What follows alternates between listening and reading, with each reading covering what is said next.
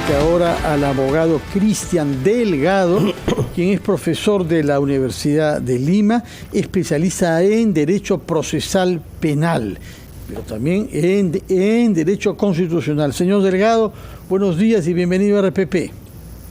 Muy buenos días, estimado Fernando. Un gusto estar con ustedes, agradeciendo la invitación. También un saludo para Mónica y para el estimado Carlos. Quedo atento a sus preguntas. Muchas gracias. Bueno, hay un proceso de investigación fiscal tanto al ex secretario general de la Presidencia como al ex ministro Walter Ayala, responsable que fue del sector defensa.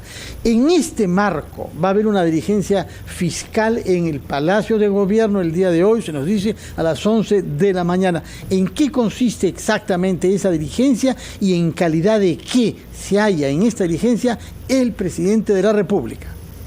Perfecto, claro que sí. Bueno, creo que ha sido muy evidente toda esta seguidilla, esta secuencia de actos con algún indicio de irregularidad que ha estado ocurriendo desde hace ya algunas semanas, ¿no? Y quién sabe incluso meses. Para responder puntualmente y dando mensajes directos también a quienes nos escuchan, lo que hoy día va a ocurrir es una toma de declaración del presidente en calidad de testigo sobre este caso de los así supuestos ascensos irregulares en las Fuerzas Armadas. Esto implica de que el presidente va, en este caso, tiene la prerrogativa de citar la hora y el lugar en el cual se le va a tomar esta declaración, que como ustedes saben ya ha sido pospuesta. Lo que puede ocurrir en esta declaración es de que simplemente se le pregunte sobre los hechos que involucran, que rodean pues a estas presuntas irregularidades por parte de quienes tú has mencionado, tanto el ex ministro de Defensa como pues el ex secretario general, pues, ¿no?, del despacho. Sí, doctor Delgado, ¿cómo está? Entiendo que en esta diligencia, en esa calidad de testigo, teniendo en cuenta que es el presidente de la República y que no puede ser acusado, por lo menos hasta que termine el periodo, lo que entiendo también es que no podría invocar el silencio. En este caso, tendría que responder a preguntas que no han sido entregadas con antelación, sino a las preguntas vinculadas a los otros dos que sí están implicados en el sentido de la investigación misma, ¿no? Es correcto. Aquí hay que mencionar dos puntos para diferenciar en lo que respecta a las declaraciones ante una fiscal o ante un juez, ¿no? Declaraciones en general. Sí. Hay un derecho a guardar silencio y hay un derecho a estar excluido de declarar. Okay. Son dos cosas completamente diferentes. Entonces, acá, en la calidad de testigo, recordemos de que el testigo, por el contrario, Mónica, lo que tiene que hacer es aportar. Hablar, tiene que coadyuvar, tiene que, de alguna manera, facilitar con comunicación certera, asertiva y eficaz sobre los hechos que se le están de repente preguntando. La calidad de testigo es completamente diferente a la de la parte, como tú muy bien lo has indicado, y no creo que prospere favorablemente una defensa como la que tú mencionas de guardar silencio. Se podría ver evidentemente muy mal. Ahora, solamente en ese sentido, antes que Carlos siga con la siguiente pregunta, lo que tiene que dar es respuestas certeras. Si no las da o hay percepción de una intención de obstaculizar, obstruir, ¿hay alguna situación legal que dé ese contexto? No. Toda respuesta va a ser valorada posteriormente, cuando ya la Fiscalía en este caso tenga que profundizar las investigaciones.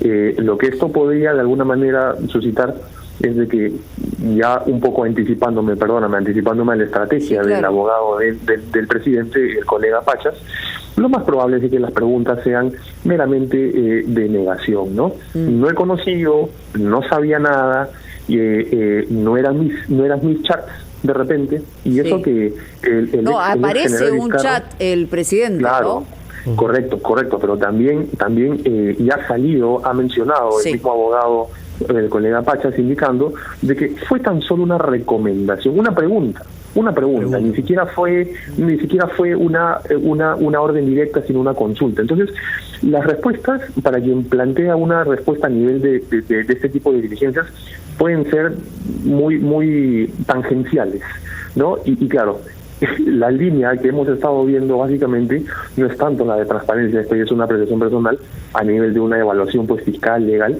sino más que todo una línea de disimular, de aletargar, de alejar un poco pues de lo que realmente ha ocurrido, ¿no? Pero sí, de que puede responder, tiene que responder. Pero estas respuestas ya es otra cuestión como la naturaleza de estas, ¿no? Si serán más que todo para ayudar, para esclarecer o para seguir pues en la incertidumbre, pues, ¿no? Doctor Delgado. Esto tendrá que ser valorado posteriormente, claro que sí. Doctor Delgado, ¿cómo está? Buenos días. ¿Qué tal? ¿Cómo estás? Quisiera referirme al otro proceso que también genera la expectativa con relación a esta investigación vinculada con irregularidades en la concesión de una buena pro en Petroperú. Hace poco ha habido diligencias en Palacio de Gobierno que están a cargo de la fiscal Nora Córdoba. Ella en junio pasado tuvo una serie de expresiones a través de redes sociales contrarias al presidente Pedro Castillo cuando era candidato, ¿cierto? Es cierto que ella no está investigando al presidente, no lo puede hacer, pero en el marco de estas indagaciones a otras personas podría, ¿no?, encontrar una serie de indicios que podrían a su vez generar responsabilidad o una investigación en el presidente de la República. Ante ello, el abogado ha pedido que ella se inhiba. Ante esta situación, doctor, ¿debe inhibirse una fiscal en el marco, obviamente, de una demostración de objetividad o imparcialidad que toda fiscal debe guardar en el Ministerio Público? Sí, muy importante tu pregunta. Bueno, básicamente es lo siguiente. Todo sujeto de derecho, toda persona natural tiene libertad de expresión. Este es un derecho fundamental que está establecido en nuestra Constitución en una cantidad de pactos internacionales. Si bien es cierto, este derecho de expresión no es absoluto porque puede encontrar algún límite, lo que el abogado, el colega Pachas, el doctor Pachas ha indicado es de que toda esta cantidad de manifestaciones y expresiones podrían sesgarla. Ahora, hay que tener muy en cuenta algo. Objetivamente, este señor no ha probado en el acto de investigación una animadversión contra el presidente, porque como tú muy bien lo indicas, y esto es importante decirlo, no se ha dicho en otros por otros colegas, no está siendo investigado el presidente. Entonces no habría todavía ningún tipo pues de defensa dirigida a evitar algo contra él. La fiscal Nora Córdoba ya ha dicho que no se va a inhibir porque se encuentra pues imbuida de esta objetividad que le permite seguir adelante, ¿no? Pero ya va a ser en función de la investigación disciplinaria que se les ha abierto, lo que también pueda determinar si es que se les excluye o no. ¿Pero usted porque, cree como que ustedes se saben, debe el mismo inhibir? 25, mire, yo creo que para no percudir, para no eventualmente arrastrar algún tipo de suspicacia o algo así, ante estas denuncias, ante estas cuestiones de que ya han sido mediáticas, ya han salido, creo que por el bien de la investigación debiera de repente pasar a otro fiscal. Pero por otro lado también es una pregunta un poco complicada, porque la fiscal Nora Córdoba era quien estaba de turno el día de las intervenciones, el día de las diligencias en Palacio, ¿no? Entonces, es una fiscal competente. La competencia subjetiva es si es que estas expresiones realmente, ya a entender del órgano de control, ¿no?, verifican o no algún tipo de sesgo. Yo lo tomo como meras expresiones, libertad de expresión, que no necesariamente tiene que adelantar un juicio o que tiene que ser una cuestión sesgada. Pero como una postura ya de defensa de un procesalista, si yo fuese de repente de que tomara una decisión para proteger la investigación y que después esto no se arrastre, no se jale y después se diga quien investigó fue una fiscal sesgada, creo que para mejor desarrollo de la investigación debería inhibirse, ¿no? Pienso. Muchas gracias por sus explicaciones. Yo lo ruego que nos acompañe un instante mientras escuchamos a los anunciantes de RPP para que nos explique algo que ha dicho usted, que el presidente de la República actualmente no se haya investigado. Quisiéramos saber qué sucedería si sus declaraciones, así como lo de otras personas de su entorno que sí lo están, si llevan a indicios sobre su participación en actos delictivos, qué es lo que constitucionalmente podría suceder. Nos lo explica, por favor, después de una breve pausa.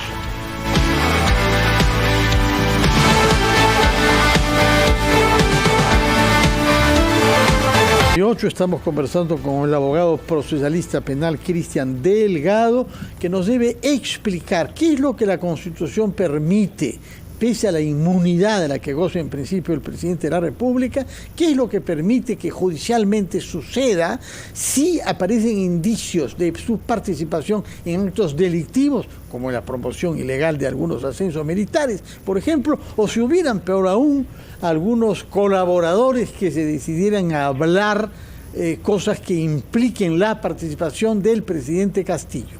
¿Qué se puede hacer judicialmente en ese caso?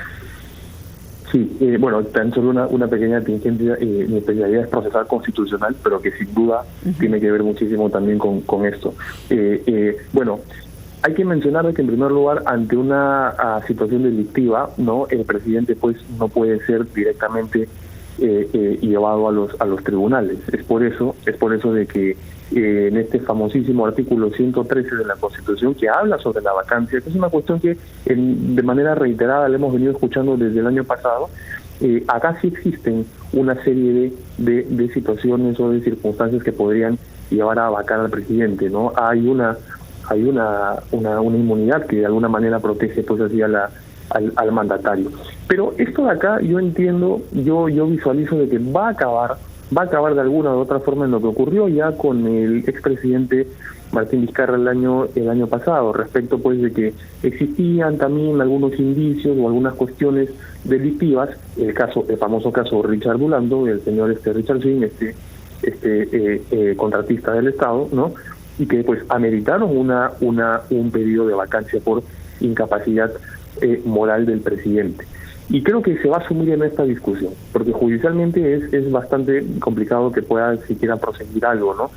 Esto puede tomarse como una razón, un motivo para que el Parlamento, dependiendo de la bancada, pueda promover una nueva moción en función a que no reviste pues cierta moralidad, ¿no? La cuestión acá, lo más importante, y tomo palabras de la expresidenta del Tribunal Constitucional, la doctora María Elena Ledesma, por un delito, de alguna manera no se le puede llevar inmediatamente pues al proceso.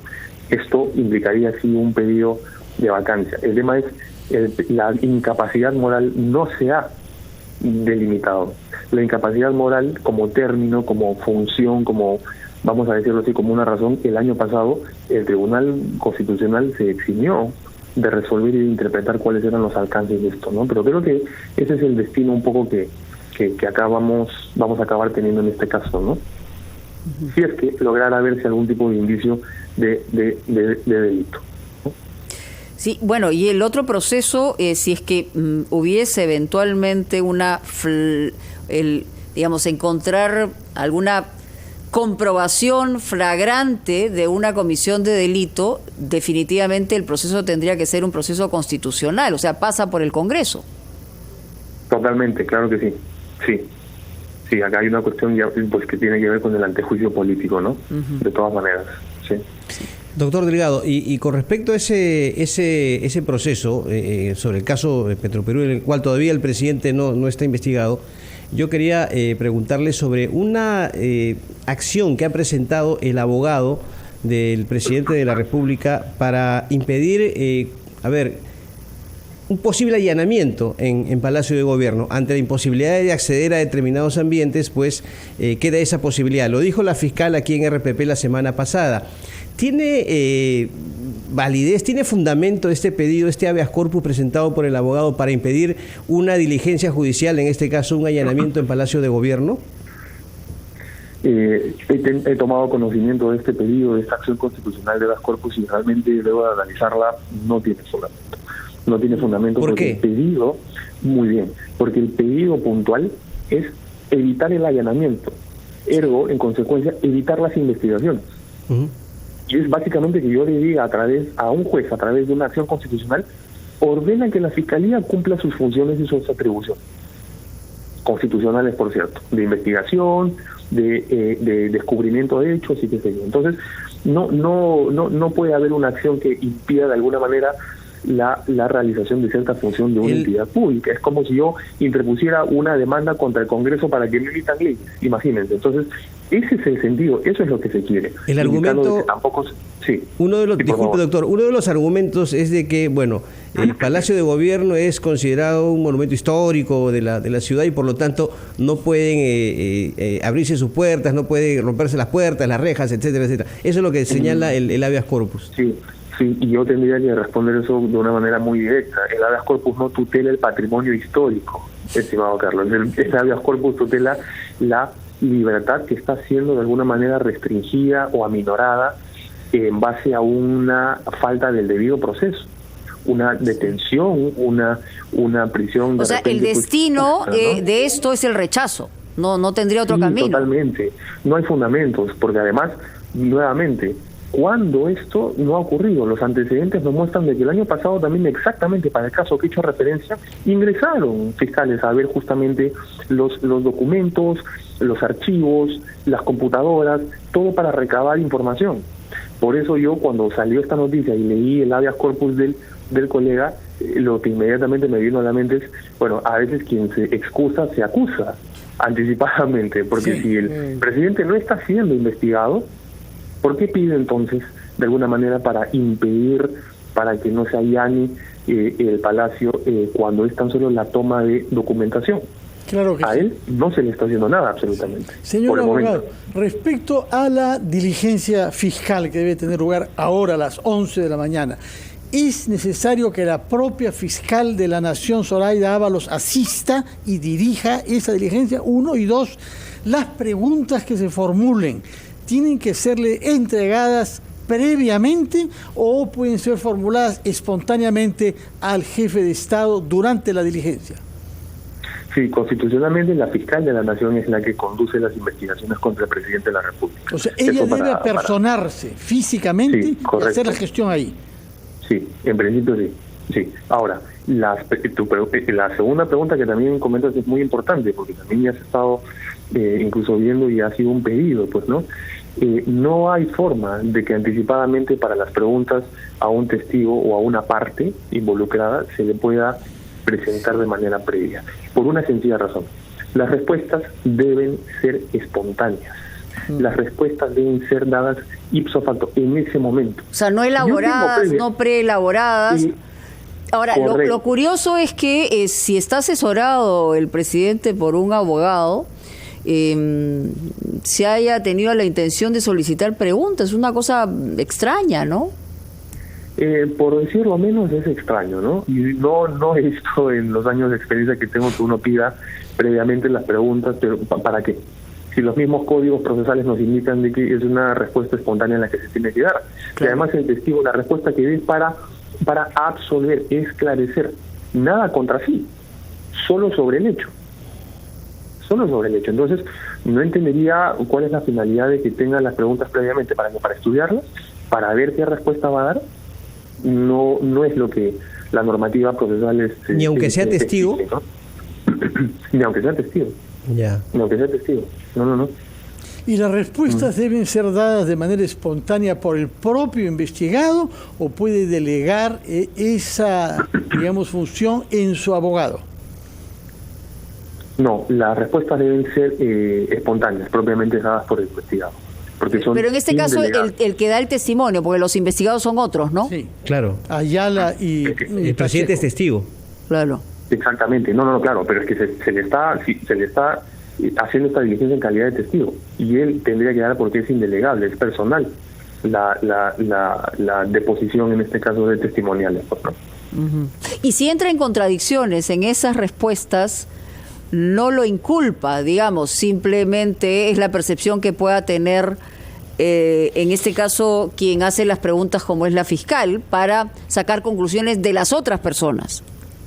Exactamente, exacto, pero como quiera de que cualquier contradicción puede también suscitar más dudas, si es que avanzan las investigaciones y si es que también acaba tocando estas investigaciones al presidente o del descubrimiento de hechos, de la realización de otras diligencias, aparece alguna cuestión ya más vinculada al mandatario, entonces obviamente que podría extenderse algún tipo de pues ilicitud, ¿no? De acto ilícito. Muy bien, nos queda claro entonces lo que va a haber hoy día a partir de las 11 de Mónica, la mañana. Sí. Una pregunta muy concreta nada más, doctor Delgado. Hay quienes están criticando la actuación en este caso de la fiscal de la Nación al considerar que no toma decisiones concretas con relación al presidente de la República de acuerdo a su potestad, a su facultad obviamente, no de decidir si es que lo investiga o no. ¿Usted qué piensa, doctor Delgado? ¿Cree que esto está pasando realmente o las acciones o decisiones de la Fiscalía se desarrollan de manera, diríamos, prolija? Sí, sin dar necesariamente un juzgamiento sobre las funciones en este caso de la ministra, lo único que puedo decir es de que son demasiadas coincidencias y sobre todo mucha demora. A veces cuando las investigaciones o un proceso, bien sea un proceso ya judicial o una investigación fiscal, se extiende tanto el tiempo, siquiera para iniciar, no se ve bien. No se ve bien y lamentablemente estamos ante un caso mediático, entonces mucho implica también que el gesto en este caso pueda pues estar acorde a lo que la norma dice, ¿no? Respetar los plazos o hacerlo inmediatamente cuando hay alguna irregularidad o algún indicio, ¿no? Tenemos varias cuestiones que, por decirlo menos, han demorado en tomar conocimiento por parte de la Fiscalía. El tema del despacho, el despacho 2 en Girón Zarratea, el tema de las Fuerzas Armadas, ¿no? Que recién se está tomando declaración testimonial, y este tema de pues la compra del biodiesel. No quisiera creer que la demora responde a otra cuestión. Sería muy lamentable pensar eso, pero es tan evidente que no amerita tanto tiempo, ¿no?, de espera. Muchas gracias, abogado Cristian Delgado, profesor de la Universidad de Lima y de la Católica, especialista, como nos lo ha hecho saber, en Derecho Procesal Constitucional. Muchas gracias por su presencia en RPP y muy buenos días. Muchísimas gracias a ustedes, Fernando, Carlos. Gracias. Buenos días. Son las 8:59, a pocos segundos de la hora en punto, hora de los titulares en RPP.